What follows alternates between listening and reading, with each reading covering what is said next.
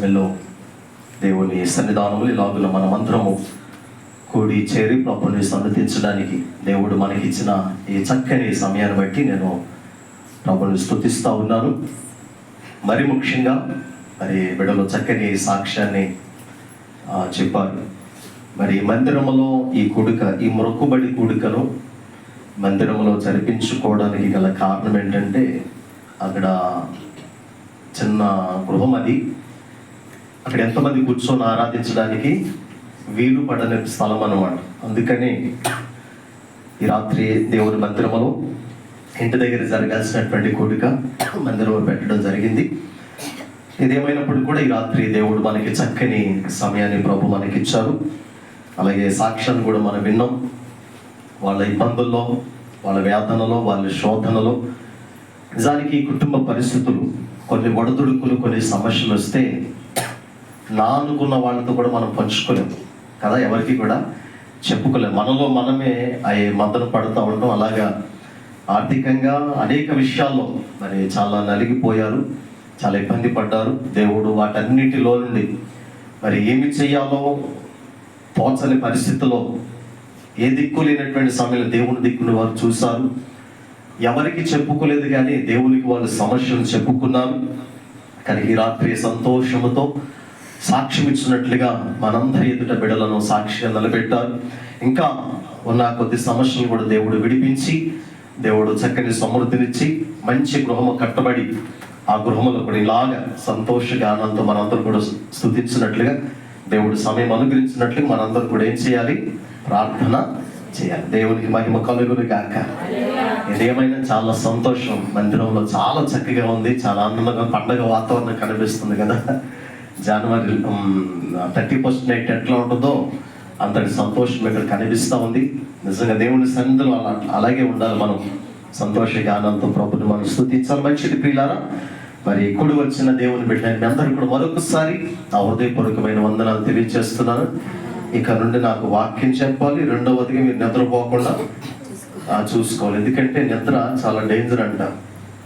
ఎందుకు డేంజర్ అంటే, పక్కన వాళ్ళు నిద్రపోకుండా ఆ నిద్ర ఆటోమేటిక్గా, అది కరోనా వైరస్ కంటే డేంజర్ అంట అది. హల్లెలూయా. ఆ వైరస్ టాబ్లెట్ అయితే వెళ్ళిపోద్ది, కానీ ఇది ఏ టాబ్లెట్ వేసినా పోదు ఇది. కనుక పక్కన వాళ్ళు నిద్రపోకుండా, మీరు నిద్రపోతూ పక్కన వాళ్ళు నిద్రపోయేటట్లుగా చేయకుండా మెలకు. అందుకని ఎర్లీగా స్టార్ట్ చేస్తాం.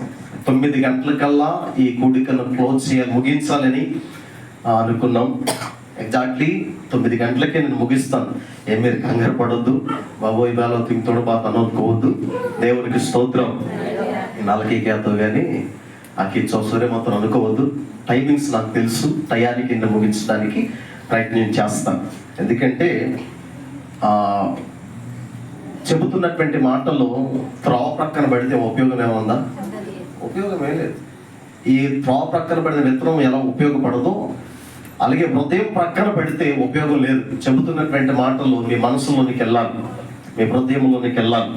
అప్పుడే మనం మేలు పొందుతాం, దేవుని దగ్గర మనం కార్యాలు చూడగలుగుతాం. మంచిది. రాత్రి నేరుగా దేవుని యొక్క వాక్యంలోనికి ప్రవేశిస్తున్న శ్రద్ధగా క్లుప్తమైనటువంటి సందేశాన్ని ఇస్తాను. త్వరగా ముగించడానికి ప్రయత్నం చేస్తాను. ఎవరు నిద్రపోకుండా మీరు ప్రయత్నించండి. దేవునికి మహిమ కలుగును గాక. రైట్. నిర్గమకాండము 33వ అధ్యాయం 14 వచనాన్ని చదువుకుందాం. నిర్గమకాండము 33వ అధ్యాయము 14 వచనం. ఆయన నా సన్నిధి మీకు తోడుగా వచ్చును, నేను మీకు విశ్రాంతిని కలుగ చేసేదనగా. చాలు. ఈ రాత్రి మన వాక్యం అంశం దేవుని తోడు. చెప్పండి, ఎవరు తోడు? దేవుని తోడు. ఈ లోకములో మనకి తోడుగా ఉంటారు అనుకున్నటువంటి వాళ్ళు కొద్ది కాలానికి ఆ తోడు మనకు ఉండకుండా పోవచ్చు. సమాజంలో భార్య తోడు భర్తకు ఉండాలి, భర్త తోడు భార్యకు ఉండాలి, తల్లిదండ్రుల తోడు పిల్లలకు ఉండాలి, పిల్లల తోడు తల్లిదండ్రులకు ఉండాలి. ఇది నేటి సమాజంలో నేటి కుటుంబాలు కోరుకునేది. కానీ పరిస్థితుల ప్రభావం నేటి దినాలలో ఎలా ఉందంటే, తోడు లేనటువంటి జీవితాలు అయిపోయినాయి. అటు భార్య నుండి మనకి తోడు లేదు, ఇటు భర్త నుండి మనకి తోడు లేదు, ఇటు పిల్లల నుండి మనకి తోడు లేదు, అటు బంధువుల నుండి మనకి తోడు లేదు, అటు సమాజం నుండి మనకి తోడు లేదు. కనుక ఎవరి తోడు ఉన్నా లేకపోయినా మనకంటూ ఒక తోడు ఉంది. దేవునికి మహిమ కలుగునుగాక. ఆ తోడు ఎన్ని ఇబ్బందులు వచ్చినా, ఎన్ని సమస్యలు వచ్చినా, ఎన్ని వ్యతిరేకతలు వచ్చినా, ఎన్ని కష్టాలు వచ్చినా దేవుడు మనకి ఎలా ఉంటాడంట? తోడుగా ఉంటాడు. ఇక్కడ వాక్యంలోనికి వెళ్ళక ముందు మూడు మాటలు చెప్తాను. ఎందుకంటే నేను చెప్పే మాటలో కడుపు సరిపోయినంత మట్టుకే తింటే అది ఎట్లా ఉంటుంది? అది చాలా మాధుర్యంగా ఉంటుంది కదా. కడుపు నిండి ఎక్కువైపోయామనుకోండి, దాని టేస్ట్ తెలియదు, ఏం తిన్నామో తెలియదు, అది వెక్కసం అయిపోతుంది. కనుక మూడు మాటలు, ముచ్చటగా 3 మాటలు చెప్తాను. చాలా అద్భుతమైనటువంటి మాటలు. దేవుడు మనకి తోడుగా ఉంటే ఏం జరుగుద్ది? మొదటి మాట అయితే. రెండవది, ఎవరికి దేవుడు తోడుగా ఉంటాడు? అది రెండో మాట. మూడవదిగా, తోడుగా ఉన్నటువంటి భక్తులు, దేవుడు తోడుగా ఉన్నటువంటి భక్తులు ఒక 3 చూపించి నా సందేశాన్ని నేను ముగించడానికి ప్రయత్నం చేస్తాను. ఇక్కడ ఇశ్రాయేలు ప్రజలు యాత్రలో వాళ్ళు ఐగుప్తు నుండి విడుదల పొంది కనానుకు వాళ్ళు వెళ్ళాలి. వెళుతున్నటువంటి తరుణంలో దేవుడు చెప్పినట్లుగా, దేవుని మాట ప్రకారంగా, దేవుని మార్గములో, దేవుని చిత్తానుసారంగా వాళ్ళు వెళితే బాగానే ఉండేది.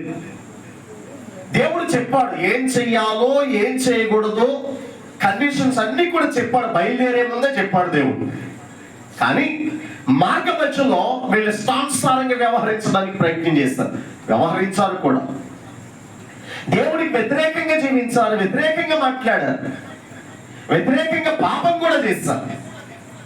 కనుక దేవుడు మోషేతో అన్నాడు, మోషే నేను మీతో రాను అన్నాడు. ఏమన్నాడు? నేను మీతో రాను అన్నాడు. నీవు మాతో రాకపోతే మేము కదలం అన్నాడు. దేవునికి మహిమ కలుగునుగాక. ఎందుకని? దేవుని తోడు లేకుండా మన ముందుకు వెళ్ళాలి. మరి ఈ ప్రయాణం సాగదని మోషేకి చాలా బాగా అర్థమైంది. ఎందుకు అర్థమైంది? దేవుడు తోడుగా ఉన్నాడు కాబట్టి ఐగుప్తు చెర నుండి విడిపించబడ్డారు. దేవుడు తోడుగా ఉన్నాడు కాబట్టి ఎర్ర సముద్రము దాటి యువతలకు వచ్చారు.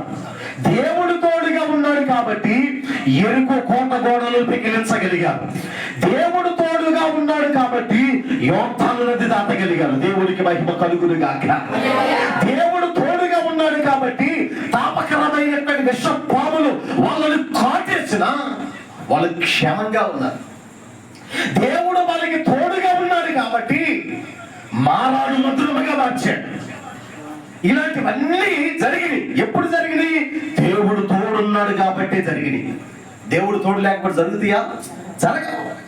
అందుకని మోషే అన్నాడు, మేము కదలం, మీరు రాకపోతే మేము ఒక్కడుగు కూడా ముందుకు వేయలేమన్నాడు. దేవుడికి మహిమ కలుగునుగాక. అప్పుడు దేవుడు ఏమన్నాడంటే, మోషే నా సన్నిధి మీకు తోడుగా వస్తుంది. ఆయన సన్నిధి మనకి తోడుగా ఉంటే అక్కడ రాయబడినటువంటి మాట్లాడి తెలుసా, మనకి విశ్రాంతి కలుగుతుందంట. ఏం కలుగుతామా? ఈరోజు మనకి ఏం కావాలి? విశ్రాంతి కావాలి. ఎంత ఉంటే ఏం ఉపయోగం అండి? ఎన్ని కోట్లుంటే ఏం ఉపయోగం? ఎన్ని బంగళాలుంటే ఏం ఉపయోగం? నీకు ఎంత అందం ఉంటే ఏం ఉపయోగం? నీకెంత పొరుగుబడి ఉంటే ఏం ఉపయోగం? ఎంత పేరు ప్రఖ్యాతులుంటే ఏం ఉపయోగం? నీ జీవితానికి విశ్రాంతి లేకపోతే దేవుడు అంటున్నాడు, ఆయన కనుక మనకు తోడుగా ఉంటే మనకి విశ్రాంతి కలుగుతుందంట. దేవునికి మహిమ కలుగునుగాక. అందరికీ తెలుసు, మత్తయి సువార్త 11:8 ప్రయాసపడి భారము మోసుకొనుచున్న సమస్త జనులారా నా యొద్దకు రండి, నేను మీకు విశ్రాంతినిస్తాను. ఆయన యొద్దకు రాగలిగితే కనుక ఈ రోజున మనకి తోడు కావాలి, మనకి విశ్రాంతి కావాలి. నిజమైన ఆ తోడు, ఆ దేవుడి తోడు మనకు తోడుంటే, ఆయన మనకు తోడుంటే, దేవుడే కనుక తోడుంటే మనకి విశ్రాంతి కలుగుతుంది. కనుక దేవుడు తోడుగా ఉంటే ఎటువంటి కార్యాలు జరుగుతాయో చూద్దాం. చూడండి, మొదటి మాట, దేవుడు తోడై ఉంటే. దేవుడు తోడై ఉండాలి వద్దా? మనకి అవసరం లేదండి. మా నాన్న నాకు తోడుంటే చాలు అనుకుంటారా? నాన్న కొద్ది కాలానికి చనిపోతాడు, ఉంటాడా చెప్పండి? ఉండడు. ఒకవేళ తల్లి కొద్ది కాలానికి చనిపోతుంది. కొద్ది కాలం అని చెప్పలేము, రోజులు బాగోలేవు కదా, రోజులు బాగోలేవు. మనం చూసాం కదా కర్నూలు బస్సు ప్రయాణం. ఏమండి, వాళ్ళు గమ్యస్థానానికి ఎందుకు ఆశలు కలలు కన్నారు, ఎంత ఊహల్లో ఉన్నారు, ఏం చేయాలనుకున్నారు. ఏమండి, ఎన్నో బాధ్యతలు ఉన్నాయి. కాబట్టి కళ్ళు మూసి కళ్ళు చేసేసరికి అసలు కళ్ళు తరగలేదు, ఏమైపోయి నిద్రలోనే కొంతమంది కాలిపోయారు, చనిపోయారు. దేవునికి స్తోత్రం. ఇలాంటి భయంకరమైనటువంటి సిచ్యువేషన్ లో, పరిస్థితుల్లో బ్రతుకుతున్నటువంటి మనకి దేవుని తోడు ఖచ్చితంగా మనకు ఉండాలి. ఆయన మనకి తోడుగా ఉండాలి. చూద్దాం, చూడండి. మొదటి మాటగా తోడుగా ఉంటే మొదటి సమూయేలు గ్రంథం 17వ అధ్యాయం 37వ వచనం. మొదటి సమూయేలు గ్రంథం 17వ అధ్యాయం 37వ వచనం.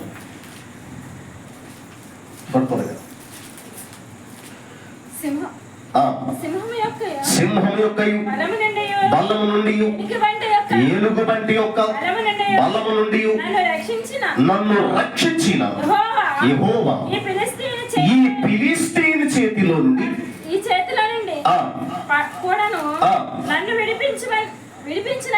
నన్ను విడిపించునని చెప్పాను. అందుకు సౌలు పొమ్ము, యెహోవా నీకు తోడుగా ఉండునుగాక. దేవునికి మహిమ కలుగునుగాక.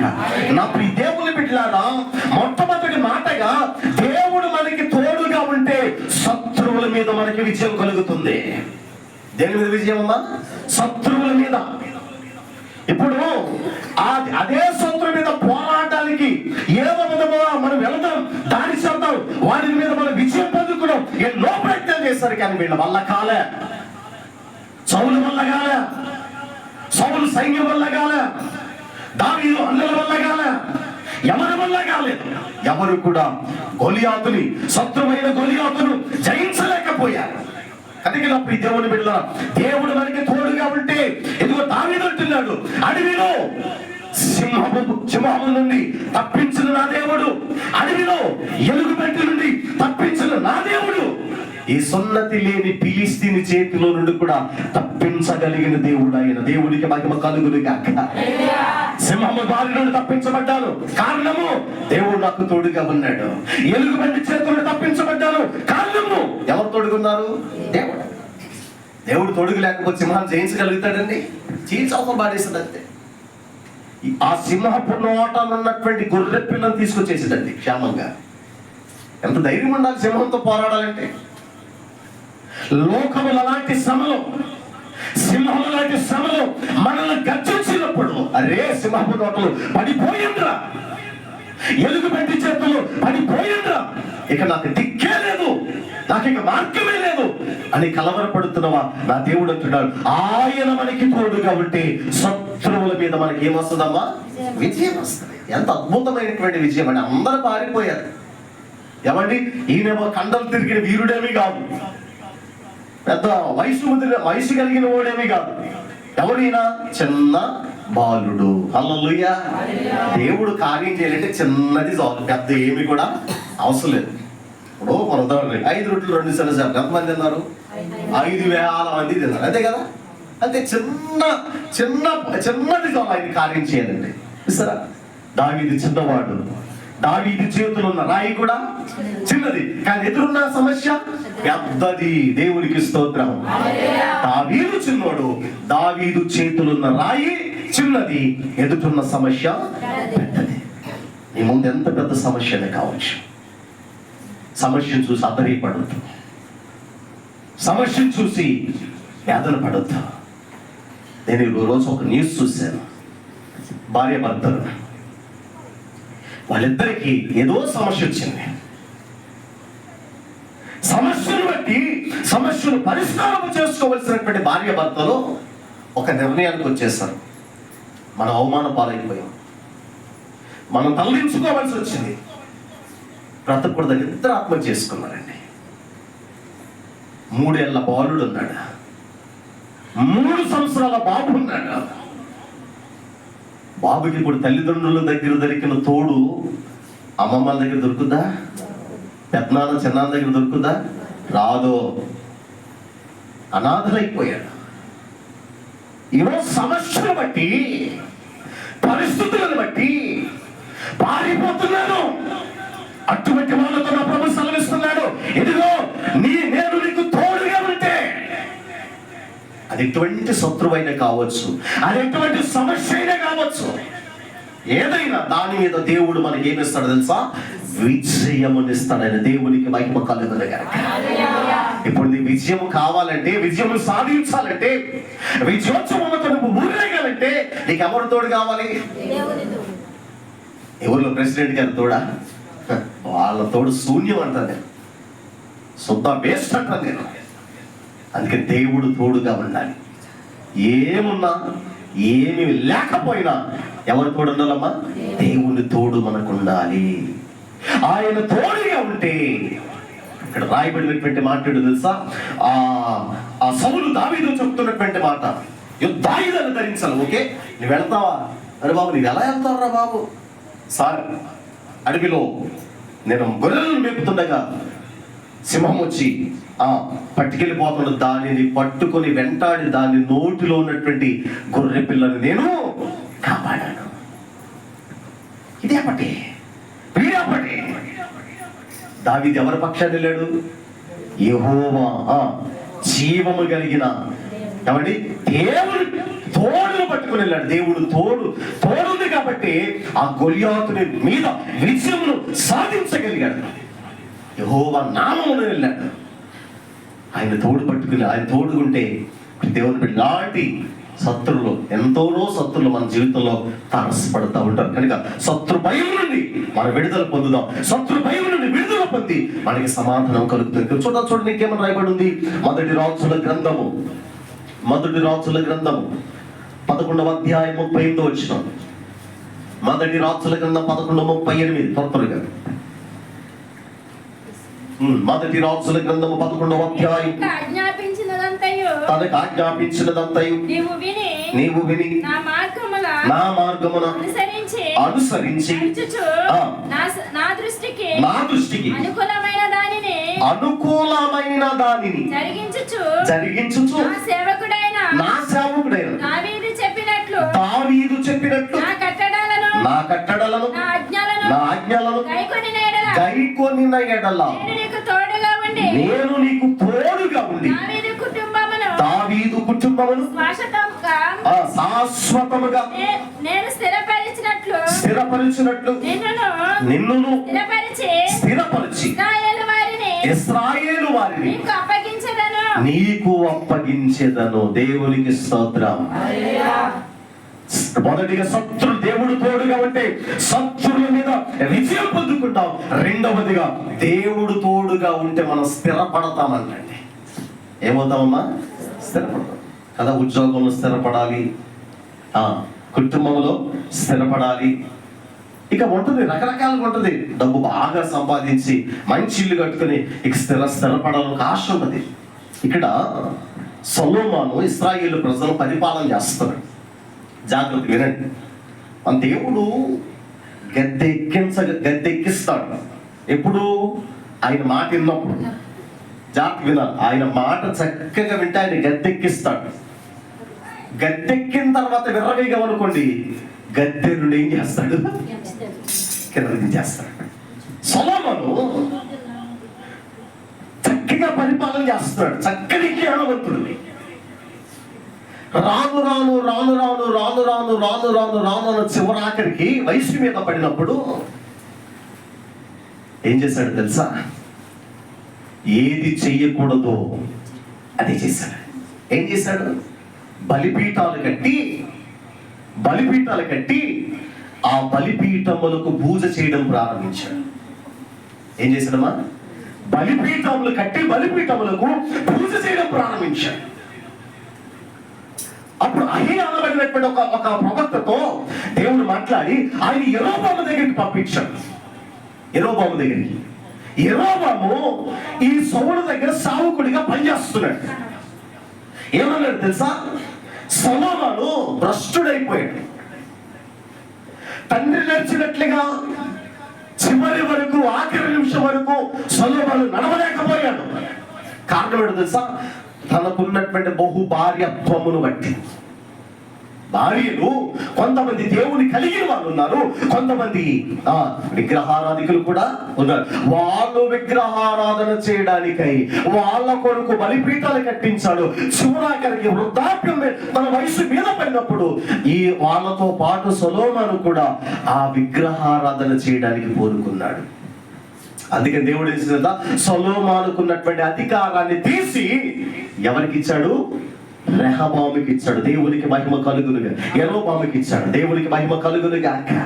ఇదిగో దావీదు స్థిరపడినట్లుగా, దావీదు కుటుంబము స్థిరపరచబడినట్లుగా, ఇదిగో ఇదే రాజ్యాన్ని పరిపాలన చేస్తున్న సొలొమోను కుటుంబము స్థిరపరచబడినట్లుగా, ఇదిగో యెరోబాము నీ కుటుంబము కూడా స్థిరపరచబడాలంటే దావీదు ఏ కట్టడాలైతే అనుసరించాడు, దావీదు నా పట్ల ఎటువంటి భయభక్తులు కలిగి నడిచాడో నీవు కూడా అలాగ భయభక్తులు కలిగి నడిస్తే నీ కుటుంబం కూడా ఏమవుతుందంట? స్థిరపరచబడుతుంది. దేవుడు నీకు తోడుగా ఉండి ఏం చేస్తాడంట? స్థిరపరుస్తాడు. దేవుని తోడు లేకుండా మనం స్థిరపడాలంటే అది మన వల్ల అవ్వదు. నీవెంతైనా తల్లకిందులుగా తపస్సు, దేశాంతరాలు తిరిగి, రాత్రనిక పగలనిక రెస్ట్ లేకుండా పనిచే, కష్టపడు. కానీ కష్టపడిన దాన్ని మనము వాడుకోలేము. అది పరులు పాలైపోతా ఉంటది. కనుక ఇక్కడ వాక్యం సెలవిస్తుంది మనం స్థిరపడాలి, కుటుంబం స్థిరపడాలి, అన్ని విషయాల్లో స్థిరపడాలంటే మనకి ఎవరు తోడు ఉండాలమ్మా? దేవుని తోడు ఉండాలి. మనం చేసే ప్రార్థన, ప్రభా ఇల్లు కట్టుకొని స్థిరపడాలనుకుంటున్నాం, మా బిడ్డలకు మంచి జాబ్ వస్తే వారు స్థిరపడతారయ్యా, నీ తోడు వాళ్ళకి తోడుగా ఉంచు. మనం చేయాల్సిన ప్రార్థన అది. మనుషులు తోడు కోరుకోవద్దండి. మనుషులు ఎంతలో కనబడి అంతలో ఏమైపోతారు? మాయమైపోతారు. నేను ఈరోజు ఒక న్యూస్ కూడా చూశాను. ప్రయాణం అయిపోతూ ఉండగా ఒక బస్సు యాక్సిడెంట్, స్పాట్లో ఇద్దరు డెత్ అయిపోయారు. కొంతమంది గాయాలతో బయటపడ్డారు. ఎన్నో మరణాలు. వీటన్నిటి నుండి తప్పించబడాలి. అందుకే నేను ఎప్పుడు చెప్తుంటాను, మనం లేవంగానే ప్రార్థన చేసుకోవాలి. ఎట్టు పోయినా మనం ఏం చేసుకోవాలి? ప్రార్థన. నీవు నాకు తోడుగా ఉండు నాయనా. ఆయన తోడు లేకపోతే మనం ఏది కూడా చేయలేం. అందుకే నేను ప్రార్థనకు వచ్చే మందిరానికి వచ్చేటప్పుడైనా ఎక్కడ పెట్టిగాను, ప్రభా మీరు నాకు తోడుగా ఉండండి. నేను ఒక్కడికి వెళ్తే ఉపయోగం లేదయ్యా, మీరు నాతో ఉండండి. హల్లెలూయా. మీరు నాలో ఉంటే నేను అడుగు పెట్టిన ప్రతి స్థలము అక్కడ మనుషుల హృదయాలు కదిలించబడతాయి. మీరు లేకుండా వెళ్ళినా ఆ హృదయాలు కదిలించబడదు. మీరు లేకుండా వెళ్ళినా ఎన్ని మాటలు చెప్పినా అవి నిరుపయోగంగా ఉంటాయి. మీరున్నప్పుడు పలికినట్లయితే మాటలు వాళ్ళ హృదయంలో పడతాయి, వాళ్ళ హృదయాలు బలపరచబడతాయి, వాళ్ళు దీవించబడతారు. సరే, కానీ రెండవదికి మనం స్థిరపరచబడతాం. ఇంకా చూడండి, ఇక రాయబడి ఉంది త్వరగా. రెండవ దినవృత్తాంతాలు, క్షమించండి, 2వ రాజుల గ్రంథం 18వ అధ్యాయం 17వ వచనం. 2వ రాజుల గ్రంథం 18వ అధ్యాయం 7వ వచనం త్వరగా. కావున యెహోవా అతనికి తోడుగా ఉండెను, వెళ్ళిన చోటెల్లా జయము పొందెను. దేవునికి స్తోత్రం చెప్పాలి గట్టిగా, హల్లెలూయా. దేవుడు మనకు తోడుగా ఉంటే మూడవదిగా అడుగు పెట్టిన ప్రతి స్థలము ఎలా ఉంటుందంట? ఆశీర్వాదకరంగా మలుచబడుతుంది. అక్కడ జయమిస్తాడంట మనకి. నువ్వే ప్రాంతానికైనా, నీవెక్కడైనా అడుగు పెట్టు, అక్కడ దేవుడు ఏమిస్తాడు మనకి? ఆశీర్వాదం. చదువు మన చదువు. కావున యెహోవా అతనికి తోడుగా ఉండెను, తాను వెళ్ళిన చోటనెల్లా అతడు జయము పొందెను. జయము ఏం పొందాడంట? జయము. అడుగు పెట్టిన ప్రతి చోట జయమును పొందాడు. ఎవరు తోడుంటే? ఎవరి గురించి మాట్లాడుతుంది తెలుసా? హిజ్కియాను గురించి దేవుడు ఇక్కడ చెప్తున్నాడు.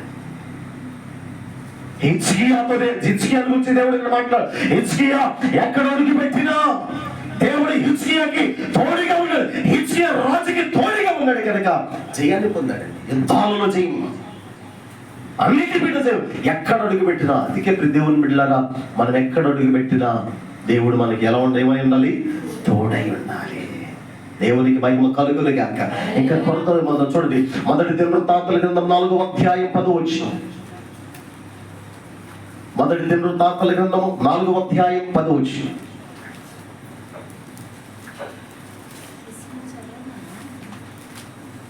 Thank you lord. మొదటి దినవృత్తాంతాల గ్రంథం 10. యెబ్బేసు దేవుని గురించి మొరపెట్టి నీవు నన్ను నిశ్చయముగా ఆశీర్వదించి నా సరిహద్దులను విశాలపరిచి నీ చెయ్యి నాకు తోడుగా ఉండ దయచేసి నాకు కీడు రాకుండా దానిలో నుండి నన్ను తప్పించుము. మూడవదిగా దేవుని బిడ్డలారా, దేవుడు మనకి తోడుగా ఉంటే సమస్త కీడుల నుండి మనము ఏమవుతామంట? విడిపించబడతాం. అర్థమవుతుందా? దేవునికి స్తోత్రం. ఎవరు తోడుకుంటే? ఎంత అద్భుతమైనటువంటి మాటలు చూడండి. ఇలాంటి దేవుణ్ణి విడిచిపెట్టి ఏదో తోడు కావాలని వెతుకులాడుతుంది లోకం. దేనికోసం ప్రయాసపడుతుంది ఈ లోకం. శూన్యమన్నది. నీ చేయి గనుక నాకు తోడుగా ఉంటే సమస్త కీడు నుండి మనం విడుదల పొందుతాం. అక్కడ రాయబడిన మాట్లాడు తెలుసా? ఆయన మనకి తోడుగా ఉంటే మన సరిహద్దులు విశాలపరచబడతాయి. దేవునికి స్తోత్రం. మన సరిహద్దులు ఏమవుతాయి? విశాలపరచబడతాయి. మన దేవుడు ఇరుకులో మనకి ఏం చేస్తాడట? విశాలతను కలుగు చేసే దేవుడు. మొదట మన స్థితి కొద్దిగా ఉండొచ్చు, మొదట మనం ఏమీ లేని వాళ్ళం కావచ్చు, మొదట మనం తోడనాల పడిన జీవితం కావచ్చు. ఏది ఏమైనా వాటన్నిటిలో నుండి మనం విడిపించి ప్రభు మనల్ని ఉన్నతంగా వర్ధిలింప చేయగలిగిన సామర్థ్యము కలిగిన దేవుడై ఉన్నారు ఆయన. నా ప్రియ దేవుని బిడ్డలారా, ఈ రాత్రికాల సమయంలో దేవుడు మనకి తోడుగా ఉంటే మొదటి కార్యం ఏమిటంట? శత్రువుల మీద మనకి ఏం కలుగుద్ది? విజయం కలుగుతుంది. రెండవదిగా స్థిరపరచబడతాం. తోడుగుంటే ఏమవుతామంట? స్థిరపరచబడతాం. మూడోది, అడుగు పెట్టిన ప్రతి స్థలంలో మనకి ఏమొస్తుంది? విజయం, ఆశీర్వాదం దొరుకుతుంది. రెండవదిగా విజయం. నాలుగవదిగా కీడుల నుండి మనము తప్పించబడతాం. నాలుగవదిగా సరిహద్దులు విశాలపరచబడతాయి. ఎందుకు? ఎవరికి తోడుంటారు? రెండో మాటకు వచ్చేస్తున్నాను. అది కూడా తెలియాలి కదా. దేవుడు తోడుంటే ఇన్ని కార్యాలు చాలా ఉన్నాయి. నేను అక్కడ ఆపుతున్నాను. దేవుడు తోడు కాబట్టి కార్యం జరుగుతుంది. ఎవరికి తోడుంటాడు తెలియాలి కదా. ఎలాంటి వారికి తోడుంటాడు చూద్దాం. చూడండి, సామెతల గ్రంథం 3వ అధ్యాయం 32వ వచనం. సామెతల గ్రంథం 3వ అధ్యాయం 32వ వచనం. Thank you Jesus. కుటిలవర్తనుడు యెహోవాకు అసహ్యుడు, యథార్థవంతులకు ఆయన తోడుగా ఉండడు. ఎవరికి తోడుంటాడమ్మా? యథార్థవంతులకు, యథార్థముగా నడుచుకునే వారికి, యథార్థముగా జీవించే వారికి, యథార్థముగా ఉండే వారికి, యథార్థవంతుల కంట ఆయన తోడుగా ఉంటాడు. దేవుని బిడ్డ, మనం యథార్థవంతులుగా ఉండగలుగుతున్నాం దేవుని సన్నిధిలో. మన మాటలతో మన జీవితం కూడా అలాగే మలచబడాలి. ఎవరి ధరులకు మనుషులకు తెలియకపోవచ్చు, కానీ మన దేవునికి ఆయన హృదయ రహస్యములను ఎరిగిన దేవుడైన. సామెతలో 15వ అధ్యాయంలో అంటాడు కదా, నరుల హృదయము మరీ తేటగా నాకు కనబడుతున్నది అంటాడు ఆయన. మన హృదయం ఎలా కనబడుతుందంట? జాగ్రత్త గమనించాలి. ఎవరికి తోడుంటాడంటే, నువ్వు యథార్థవంతుడు అయితే, నువ్వు యథార్థవంతురాలు అయితే దేవుడు ఖచ్చితంగా నీకు తోడుగా ఉంటాడు. ఆయన యథార్థతను మనము కాపాడుకోవడానికి ప్రయత్నం చేయాలి. యథార్థవంతులుగా ఉండడానికి మనం ప్రయత్నం చేయాలి. దేవునికి స్తోత్రం.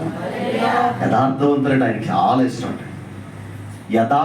అదే 15వ అధ్యాయంలో యథార్థవంతుల ప్రార్థన ఆయన అంగీకరిస్తాడు. యథార్థవంతుల ప్రార్థన చేస్తున్నాడు, చెవికి ఆయన ఆలకిస్తూ ఆయన ఆనందిస్తాడు. కనుక ఎవరికి తోడుంటాడంటే యథార్థవంతులకి ఆయన తోడుగా ఉంటాడు. ఇంకెవరికి తోడు ఉంటాడు? 1 సమూయేలు గ్రంథం 18వ అధ్యాయం 14వ వచనం.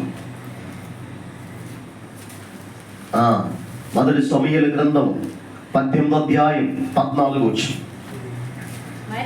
మరియు దావీదు సమస్త విషయములో సుబుద్ధి కలిగి ప్రవర్తింపగా యెహోవా అతనికి తోడుగా ఉన్నాడంట. రెండవదిగా సుబుద్ధి కలిగి ప్రవర్తించే వారికి దేవునికి స్తోత్రం. ఏ బుద్ధి? స్వబుద్ధి ఉందా, స్వబుద్ధి ఉందా? మళ్ళీ ఏ బుద్ధి ఉంది? బైబిల్లో చాలా బుద్ధి కలిగి బుద్ధిమంతులు చాలా విషయాలు ఉన్నాయి. బుద్ధి లేని వాళ్ళు ఉన్నారు, బుద్ధి కలిగిన వాళ్ళు ఉన్నారు, స్వబుద్ధి కలిగిన వాళ్ళు ఉన్నారు, సుబుద్ధి కలిగిన వాళ్ళు ఉన్నారు, మంచి బుద్ధి కలిగిన వాళ్ళు ఉన్నారు, చెడబుద్ధి కలిగిన వాళ్ళు ఉన్నారు. ఇది ఏ బుద్ధి కలిగిన వాళ్ళు మనం? మీ సంగతి నాకు తెలియదు, కానీ ఇక్కడ దేవుడు ఏమంటున్నాడంటే దావీదు అలా ఏ బుద్ధి కలిగి ఉన్నాడంట? సుబుద్ధి. అందుకే దేవుడు దావీదుకి ఏమైనాడంట? తోడుగా ఉన్నాడు. దేవుడికి స్తోత్రం. వాళ్ళని అలబా అర్పేసి వాడుస్తారు, ఓన్ బుద్ధి మంచిది అది సారి అంటారు. చెప్పాలా? ఎందుకుంటారు? బుద్ధి మంచి బుద్ధి మంచిది అనుకోని బాగా పడిస్తారు అంటారు. దేవునికి స్తోత్రం. ఇప్పుడు దావీదు అంతగా ఉన్నతంగా ఆశీర్వదించబడ్డానికి కారణం ఏంటి? ఏ బుద్ధి ఉంది? సుబుద్ధి. నా ప్రియ దేవుని బిడ్డలారా, దేవుడు మనకి తోడుగా ఉంటే ఎవరికి తోడుగా ఉంటాడంటే ఇలాంటి మంచి సుబుద్ధి కలిగి మనం ఎప్పుడైతే నడుస్తామో, సుబుద్ధి కలిగి ఎప్పుడైతే వ్యవహరిస్తామో దేవుడు మనకి తోడుగా ఉంటాడు. అదండి, ఈ లోకంలో మనకి దేవుడు తోడుగా ఉండాలి. ఎన్ని ఆస్తులున్నా అవి మనకి తోడు రావు, వస్తాయండి. ఇప్పుడు ఆ బస్సులో ఎంతమంది లక్షాధికారులు లేరు? వాళ్ళ లక్షలు ఏమైనా కాపాడియా? ఏం కాపాడు? ఏది కాపాడు? నీ అందం కాపాడదు, నీ డబ్బు కాపాడదు, నీ పదవి కాపాడదు, ఏది కాపాడు? నీ పదవిని కూడా కాపాడదు. దేవుని బిడ్డల సుబుద్ధి కలిగి ఉంటే దేవుడు మనకి తోడుగా ఉంటాడంట. దేవునికి మహిమ కలుగులుగా. ఇంకేమన్నా ఇవ్వండి. 1 రాజుల గ్రంథం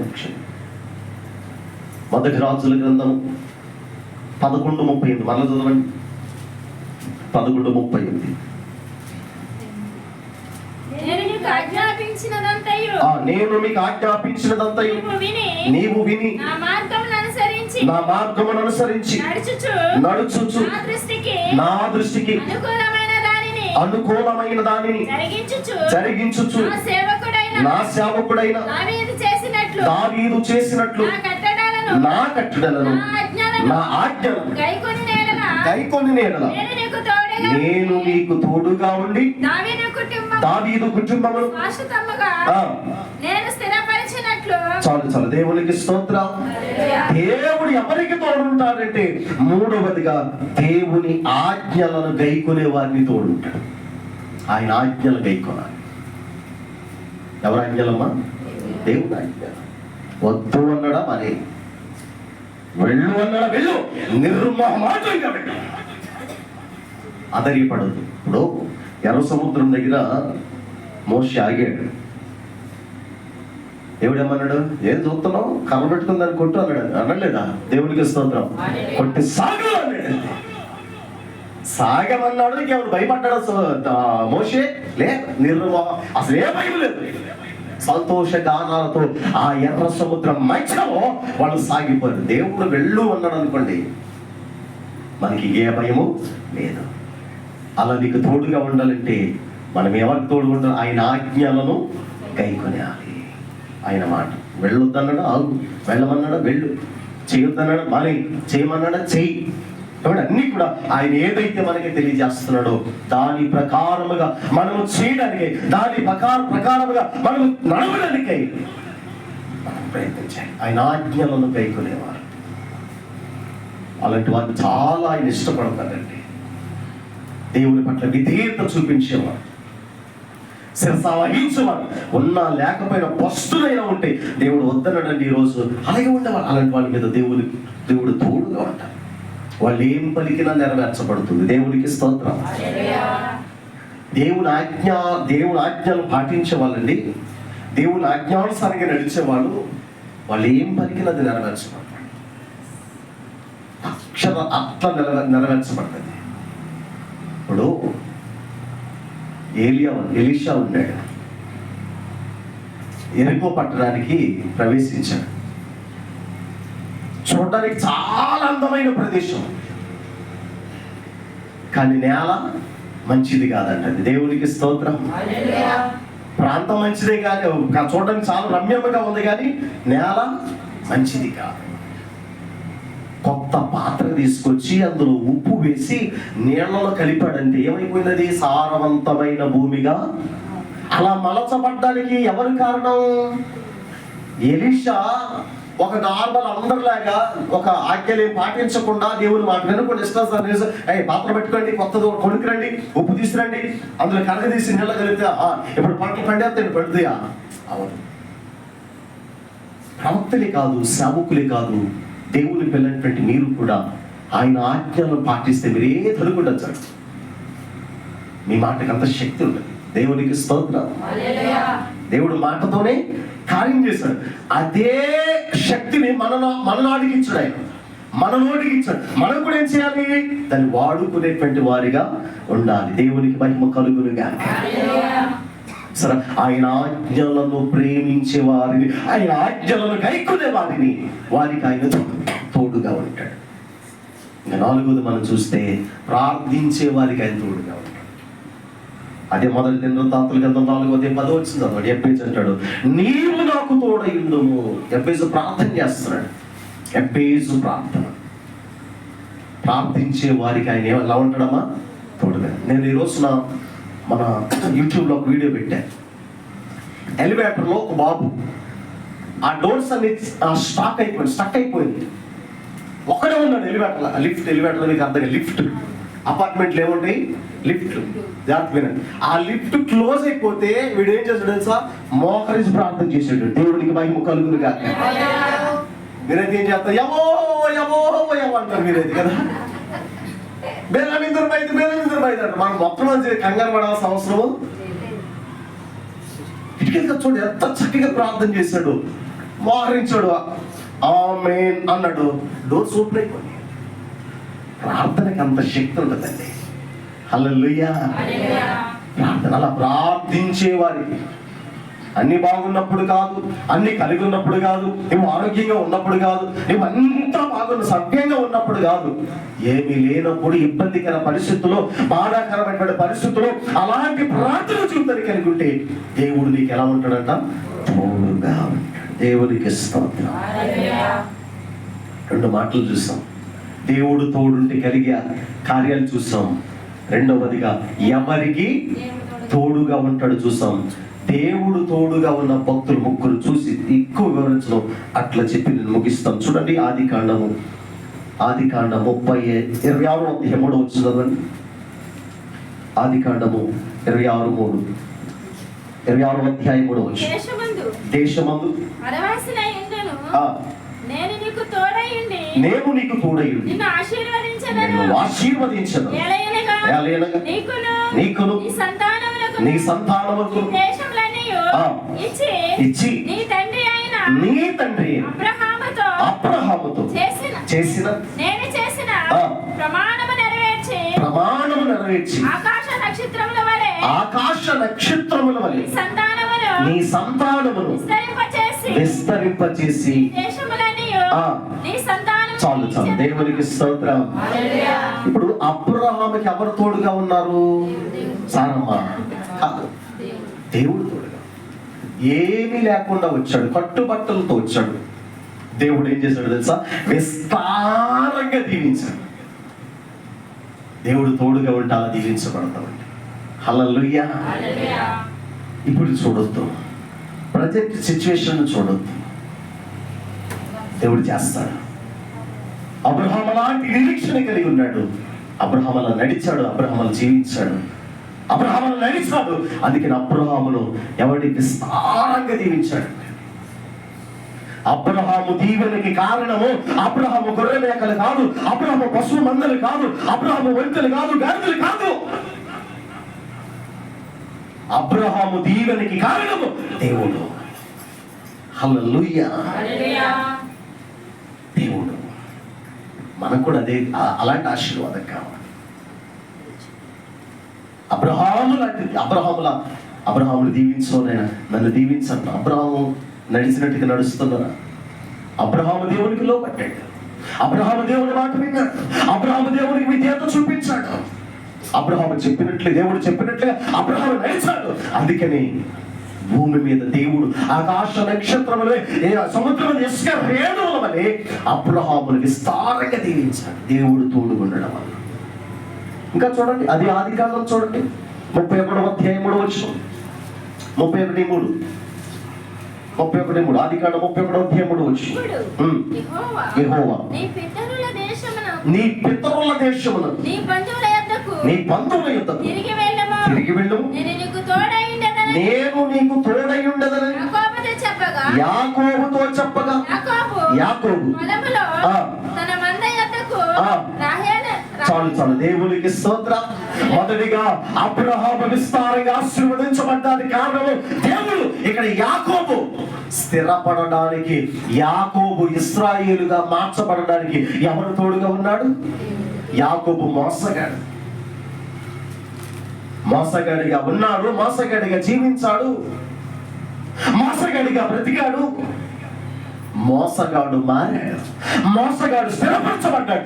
ఎవరి వల్ల స్థిరపరచబడ్డాడు? మామ దగ్గర ఉన్న ఆస్తి వల్ల, గొర్రెల మందుల వల్ల కాదు, రాహేలు వల్ల కాదు, లేయా వల్ల కాదు. ఎవరి వల్ల? దేవుడు తనకి ఏమైనాడంట? తోడై ఉన్నాడు. దేవునికి స్తోత్రం. దేవుడు తోడై ఉన్నాడు కనుక స్థిరపరచబడ్డాడు. ఏమయ్యాడు? యాకోబు ఇశ్రాయేలుగా మార్చబడ్డాడు. మనం కూడా మార్చబడము. మన జీవితం కూడా మార్చబడుతుంది. మన బ్రతుకులు కూడా మార్చబడతాయి. మన పరిస్థితులు కూడా మార్చబడతాయి. అలా మార్చబడాలంటే దేవుడు మనకి తోడుగా ఉండాలి. యాకోబు స్థిరపరచబడ్డాడు, ఇశ్రాయేలుగా మార్చబడ్డాడు. ఆఖరికి మాట చదువుకున్న వాక్యం ముగిద్దాం. చూడండి, అది ఆదికాండం 39వ అధ్యాయం 2వ వచనం. అది ఆదికాండం 39:2. యెహోవా ఇస్సాకుకు తోడయుండెను గనుక యోసేపునకు తోడయుండెను గనుక అతడు వర్ధిల్లుచు తన యజమానుడకు ఆ ఐగుప్తుని ఇంట నుండెను. యోసేపు ఐగుప్తులో వర్ధిల్లడానికి, అంతకంతకు దినదినము వర్ధిల్లడానికి యోసేపు ఉన్న పోతీఫర్ ఇంటిలో కూడా, ఆ ఇల్లు కూడా వర్ధిల్లడానికి కారణం ఎవరి వల్ల? యోసేపుకి ఆమె తోడై ఉన్నాడు కనుక యోసేపు వర్ధిల్లాడు.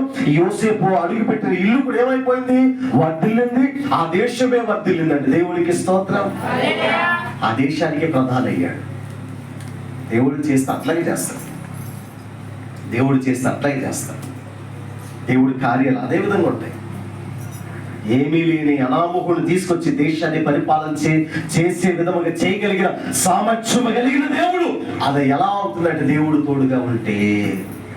కనుక నా ప్రియ దేవుని వెళ్ళి రాత్రి కాల సమయంలో ఈ కృతజ్ఞత కూడికలో నీకు ఎవరు తోడు కావాలా? దేవుడు తోడుగా ఉండాలంటే మనం ఏం చేయాలో దేవుడు మాట్లాడు.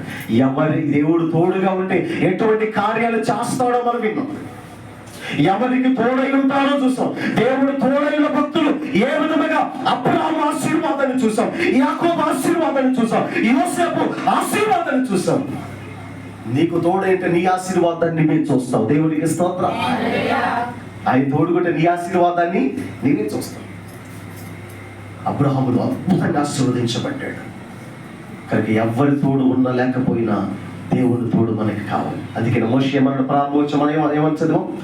మోషే నా సన్నిధి నీకు తోడుగా వస్తే. ఆయన సన్నిధి మనకు తోడుగా ఉంటే ఏముంటుందంట? విశ్రాంతి.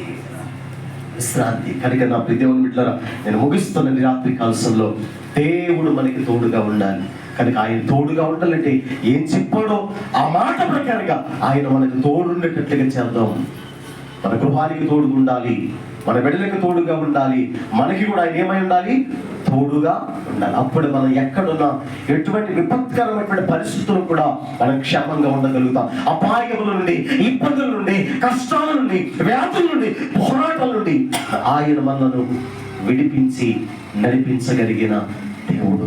దేవుని బిడ్డలారా, నేను ముగిస్తున్న విన్నటువంటి మాటలు, రాసుకున్నటువంటి మాటలు మరలా ధ్యానం చేయండి. 3 మాటలు చెప్పాను. దేవుడు తోడుగా ఉంటే ఏం జరుగుతుందో చూసాం, ఎవరికి తోడై ఉంటారో చూసాం. దేవుడు తోడుగా ఉన్న భక్తులు ఎంత ఉన్నతంగా ఆశీర్వదించబడ్డారో. నువ్వు కూడా అలా ఉండాలని ఆశపడుతున్నావా? అబ్రహాం ఆశీర్వాదం నీకు కావాలా? యాకోబు పొందుకున్న ఆశీర్వాదం నీకు కావాలా? యోసేపు పొందుకున్న ఆశీర్వాదం నీకు కావాలా? అయితే వాళ్ళు ఆశీర్వదించబడిన నువ్వు కూడా ఆశీర్వదించబడాలంటే దేవుడు మనకి, మీకు కానీ నాకు కానీ ఎవరికైనా ఎవరు తోడుకుండాలి? దేవుడు తోడుకున్నారు. అలా దేవుని తోడు పొందుకొని, దేవుని తోడు కలిగి మనం దీవించబడదాం. అనేక మందికి ఆశీర్వాదకరంగా ఉందాం. అట్టి కృప పట్టిదన్నట్టు దేవుడు మనకి, మన కుటుంబాలకు అనుగురించి వర్ధిలింపచేసి ప్రభువు మనల్ని ముందుకు నడిపించునుగాక. ఈ కొడుకుని ఏర్పాటు చేసిన నెహెమీకి, అలాగే ఎలిజబెత్ వారి కుటుంబానికి మరొకసారి ఆ హృదయపూర్వక వందనాలు తెలియపరుస్తున్నాను. అలాగే కొడుకు వచ్చిన మీకు మరొకసారి హృదయపూర్వక వందనాలు తెలియపరుస్తూ, ఆ కుటుంబాన్ని ఇంకా దేవుడు బిడ్డలు చదువుకుంటున్న ఇద్దరు బిడ్డలు వాళ్ళ చదువులను తోడుగుండి దేవుడు ఇంకా ఉన్నతంగా వాళ్ళు ఆస్వాదించినట్లు బడినట్లుగా మన ప్రాంతాలు మనం జ్ఞాపకం చేసుకున్నాం.